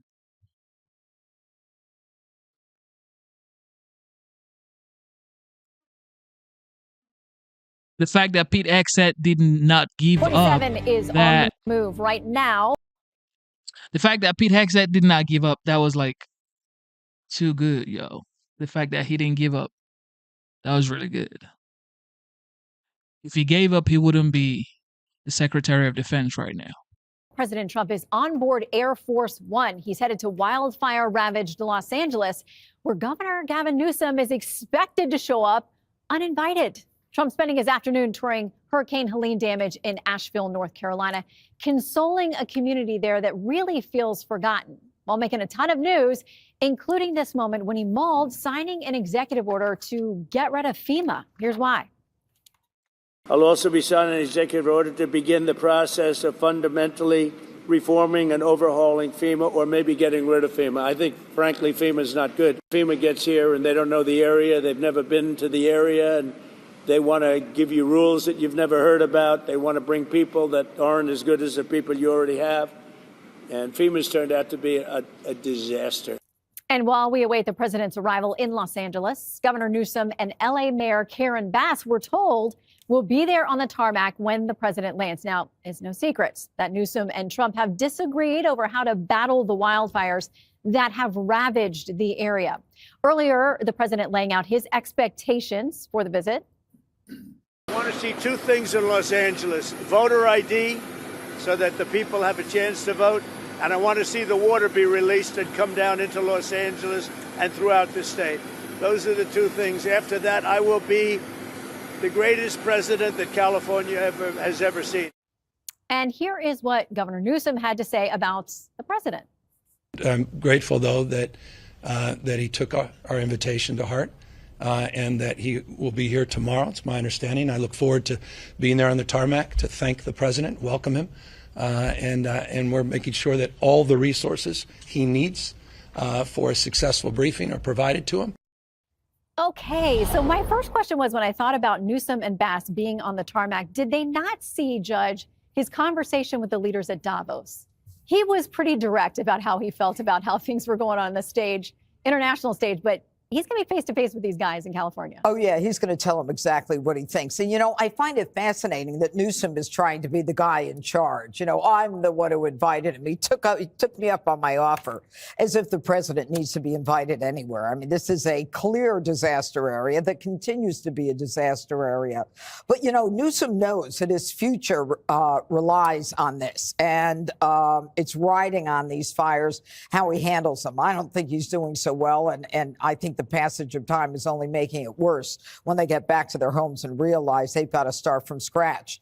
And, you know, in his first term, President Trump told Newsom that he's got to clean up the forest. And in his first term, President Trump, who's got 50 states to worry about, is prescient enough to say, Newsom, you've got to get the water from Northern California, from the mountains, the rivers, the streams, the snowmelt, and not send it out to the Pacific, but send it to Southern California.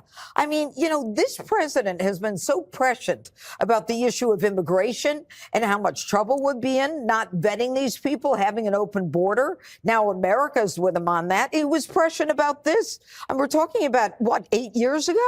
So, you know, Newsom and Bass and all the rest of them can get out there and make like they're doing their job. They're not.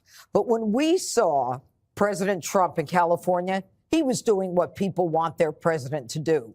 They want their president to show up, to talk to ordinary people, to find out what the problem is, how we can fix it, take down the name of the insurance company that isn't giving them the money. How can they be expected to rebuild if they have no money? They can't get their hands on the FEMA money. And the president is doing this all in front of us. He's accountable. He's transparent. He's what we need. And by the way, do you remember Palestine? With all the problems in Palestine? I mean, FEMA's messed that up too.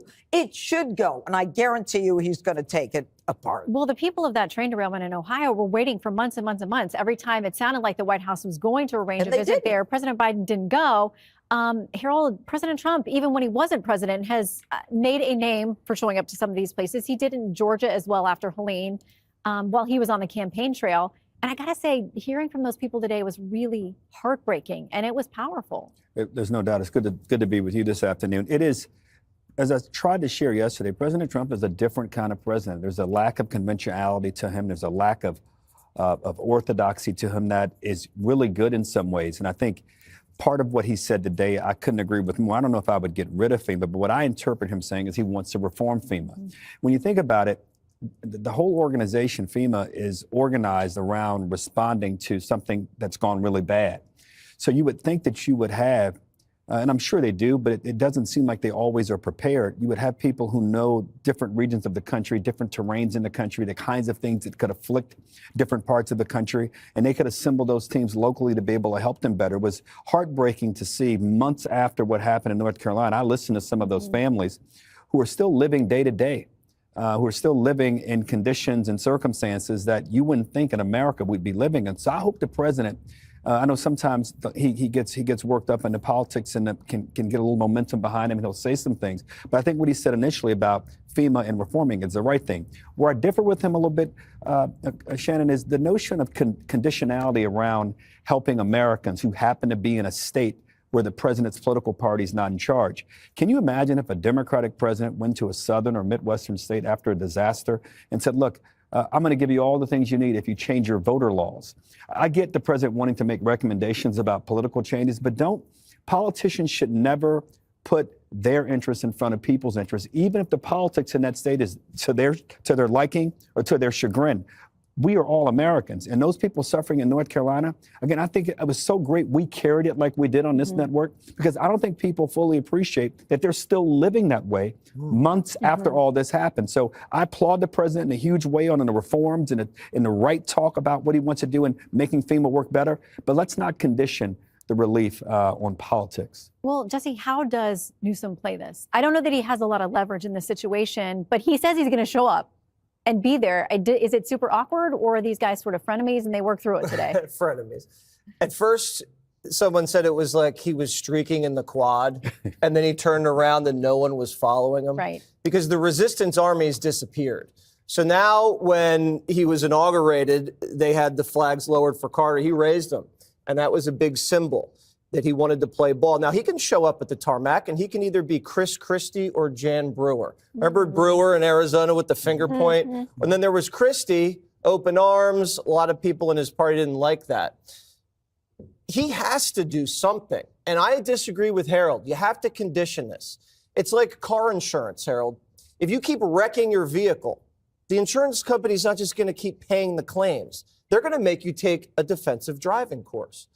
Just like California has to do. They have to start managing their state better and do all the things Janine said. Now, I wouldn't link it to voter ID. That's what I meant. I would link it to getting prepared with your water and your reservoirs and your forest management.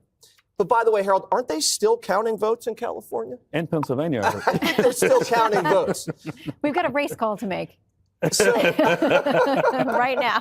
But they do need to reform FEMA, and that's not a partisan issue. I agree with you. you. The last four FEMA heads, 2 Dems, 2 Republicans, all say it needs to be overhauled because these states aren't prepared, and then they get bad bailouts because FEMA's not prepared. So they need some sort of disaster deductible to straighten it out.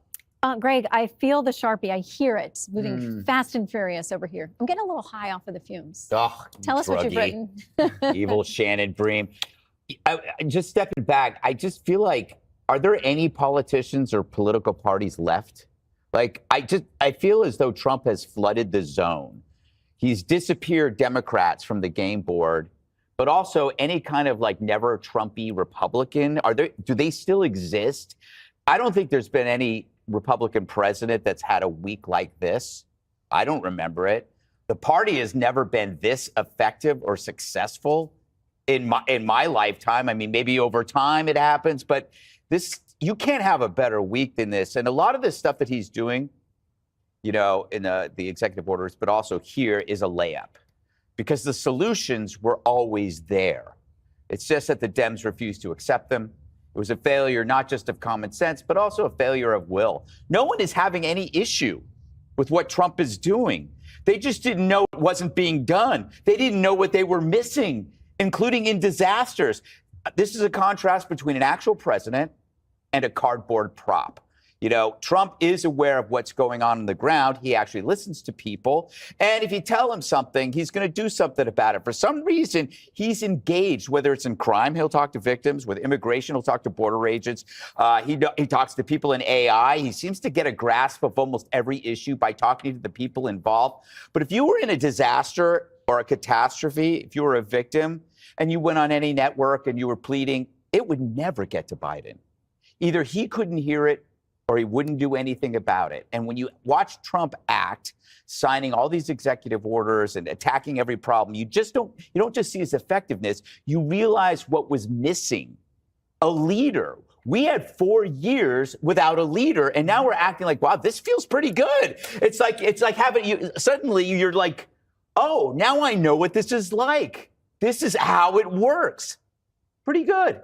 Well, and, now hearing from members of Congress, cabinet secretaries, all kinds of people who said they couldn't get to President Biden for these conversations. Yes. It does feel abruptly different. So just 3 days into his presidency, President Trump is on the move across the country already. And today he's about to make his second stop as commander-in-chief to see the devastation from the wildfires that have ravaged so much of California. Now, earlier today, we watched him in North Carolina, where some of those areas are still devastated and trying to recover from Hurricane Helene, despite an unresponsive FEMA.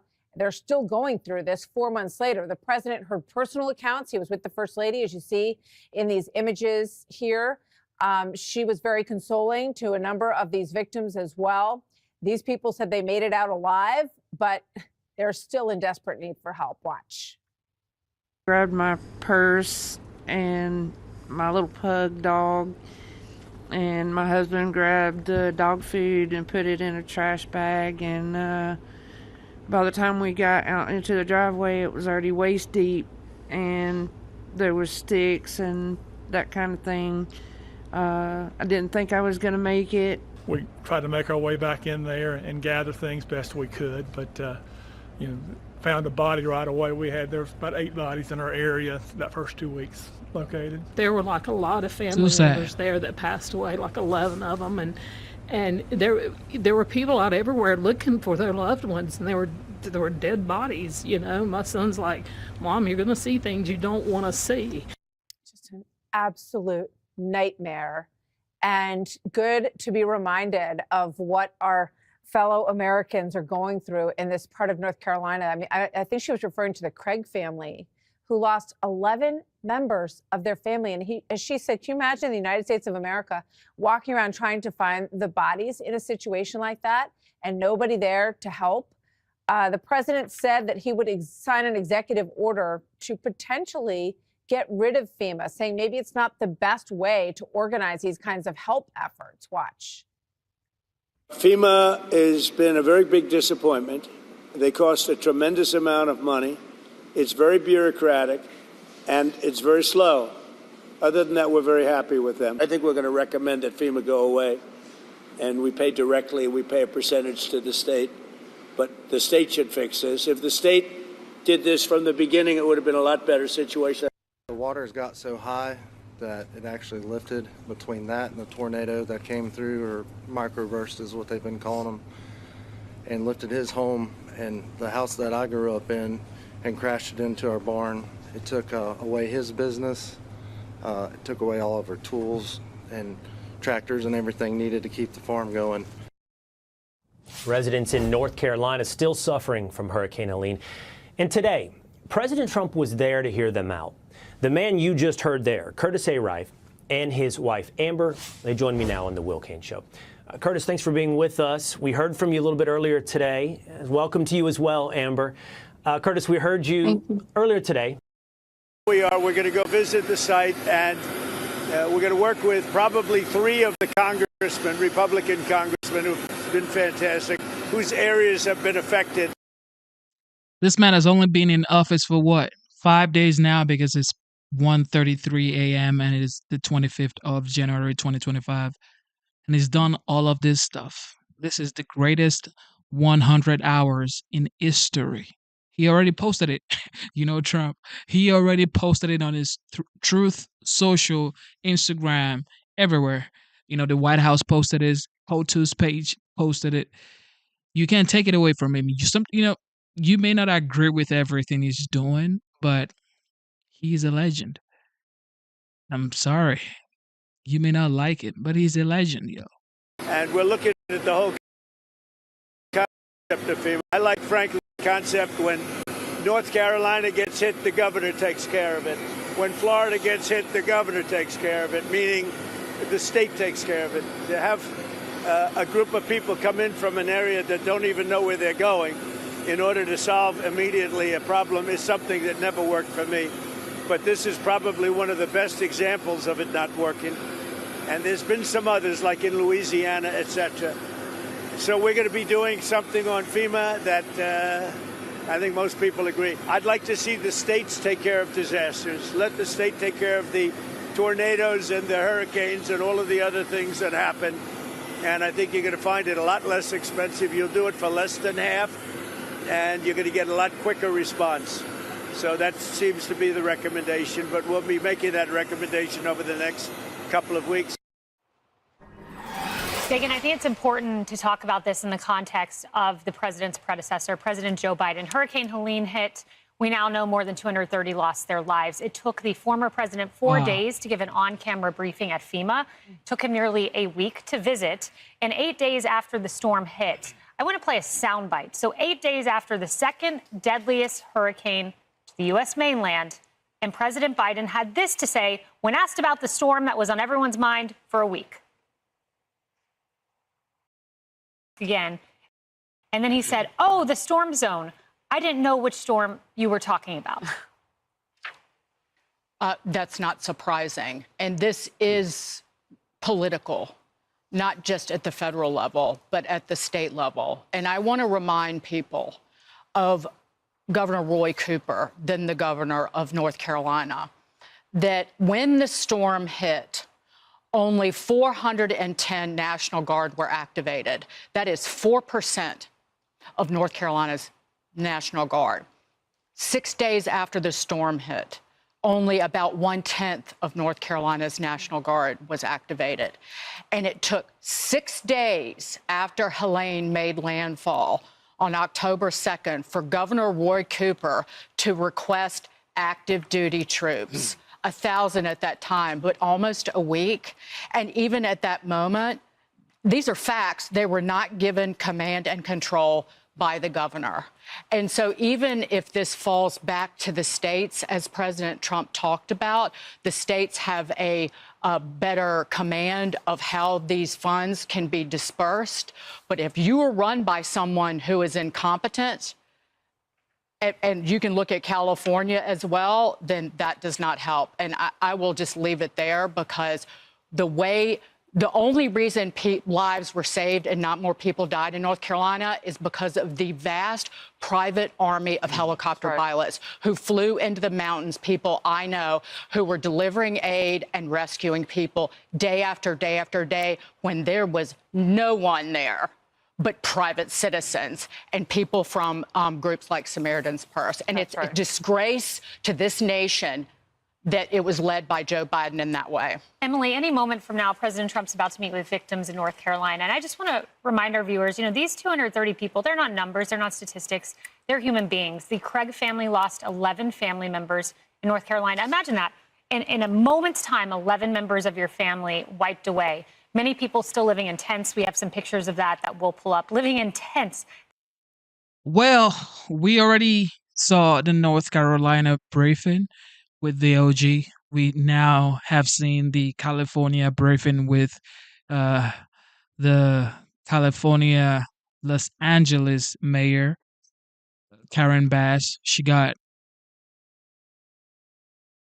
destroyed for sure, because obviously she was not ready for what Trump brought to the table. And the people want to get into their property, especially like, oh, it's going to take 1 week. I mean, you better sit your head out and let the people get in their property. She's talking about safety. Bunch of regulations. But adults are back in the White House. And Melania, we got to talk about Melania, yo. We gonna have to talk about Melania, yo. We gonna have to talk about Melania, yo. Yeah. That lady right there, yo. That's a trophy. That's a trophy right there. Okay. Here we go. Behold Kamala in exile. Kamala Harris. Kamala Harris, yo. She's back. Doing media runs. Check this out. Hoo-wee. The former vice president back in L.A. after getting her post-election loss blues out with some retail therapy. The New York Post caught her and Dougie on a grocery run, but tisk, Kamala, you're violating the central commandment of liberalism. Thou shalt not use plastic bags. Better ditch them fast if you're going to stay in the lefty game. A new report claims Kamala hasn't ruled out a 2028 run and is turning to old Hillary for advice, a real support group for losers. The two have reportedly chatted multiple times since Kamala's defeat on what her next steps should be. What do you think that conversation's like, Greg, between Hillary and Kamala? I don't know. Does Hillary really have any advice on how to cope with loss? I mean, how's that going for her? Since 2016, she's been a walking pantsuit of misery. People just throw money at her so she goes away. Like, none of the projects she's been working on actually helps. The problem with Kamala is she can't take up drinking because she's already all in. She needs a hobby that doesn't involve a corkscrew. She did start her own company, probably because she had the business cards made that said president. So she needed something. And even if it's a phony company, she could say, I'm in charge. It's called Pioneer 49. Do you know that? It's a combination of her Secret Service code name and the number of times she slept with Willie Brown. But you know what? How do you feel bad for her? She is a wealthy black woman in America who was a historic first. She's gonna land on her feet. She'll get a deal with Netflix. She'll get something at HBO, and then she won't do jack because she doesn't have to. She could do that, Shannon, or... Shannon, I'm sorry for that. She is considering a gubernatorial run. Oh, do you my think goodness. that would be wise? Well, you know, there are those within her circle who say she won't do it if she feels like it's a step back in the presidency. By the way, I thought the 49 in the company maybe meant she was aiming to be the 49th president. Yeah. So maybe there's some more stuff that I happens was just between here and joking, there. Shannon. But it is 49 is in there. No, it's actually about Willie Brown. Stop. Okay. Yeah. Anyway, moving on. I'm trying to stay out of HR. Should we do Too that? late. But listen, in Washington, Republicans there love the idea that she would run in 28, and they love that she's getting advice from Hillary Clinton. They think that's a wonderful plan for the Democrats moving forward. But remember, there are a lot of angry donors within the party who want to know what happened to their $1 billion. And I don't think that they are ready to just say, okay, let's do that again. And Janine, if she did run for the presidency again, she might actually have to fight through a primary. Yeah. Imagine that. Yeah, she won't be able to drop out before Iowa, I think. Right. Look, I have a couple of thoughts. Number one, I'm really teed off about her and those plastic bags. She won't let me cook on a gas stove. She won't let me use a plastic straw, but she's going to use a plastic bag. It's just a typical hypocrite, okay? And I hope she runs again. I really do, because she's got nothing to say. She's got nothing to lean on. And unless she gets a lobotomy, she'll end up the same way. She's going to lose. And the third thing is what Shannon talked about, and that is when John Morgan said the woman should be disqualified from running again because she lost $1 billion. Didn't make a damn bit of difference.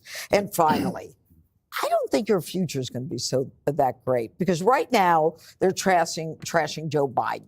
Okay, it's Joe's fault. Joe this, Joe that. It's going to turn around. It's going to be Kamala, because they can't blame Biden forever. She's going to pop her head up, and they're coming after her. Jesse, it occurred to me, her husband should have used a plastic bag.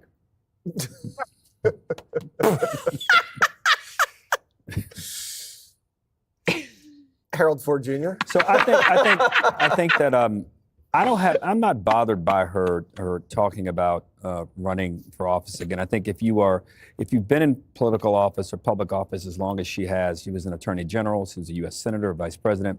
If you were not still interested in public service, it would seem odd to me. It would seem weird to me. Now, I don't dispute anything that's been said about the hurdles that she'll have to overcome. I hope she uses the moment as an impetus and a catalyst to understand what it means to be in a grocery store, what it means to pay for groceries, how prices are going up. I even think your point, Judge, about the plastics, maybe she has a different kind of revelation or thinking on this. I don't think you should be permanently penalized in life or politics if you change your mind about something. But she wanted me to change my way of life. I only get like a minute here. I'm only saying. I just think it's great that we challenge her on these things, because I think she should have to answer all the questions you ask, even the uncomfortable questions that you ask about why were you this way a year ago or 6 months ago, and if you've changed your mind, tell us why. Even creating an organization, I think, gives her even a greater opportunity to be able to do those things. So I wish her the best as she tries to do it. Pioneer 49. Do you know what it does? What does it do? It's to help her set up her future. That's all it is. There's nothing. We just buy a newspaper or go online, find a job. I don't know. They're asking for our email addresses. Yes. So she could ask for more money. Yeah. Are they still asking for money? All right. So whatever Kamala wants to do, it is her choice. I don't think she will become a United States president ever. I don't know how that's going to happen, especially now that Trump is the 47th president of the United States. In 2028, JD is definitely going to run to be the president of the United States, and his vice may probably be Vivek or maybe Ron DeSantis or Tulsi Gabbard. You just never know, okay? But I know JD is going to go forward, and the people are going to support JD because he is the vice to the legend, the OG, the 45th, the 47th, Donald Trump. So Trump, first of all, whoever Trump endorses for 2028 is who's gonna run. I don't know who he is going to endorse. He's probably most likely going to endorse JD Vance. We don't know for now, okay? But looking forward to it, I think it's JD. But his vice may be Vivek, Tulsi, maybe RFK, or Ron DeSantis.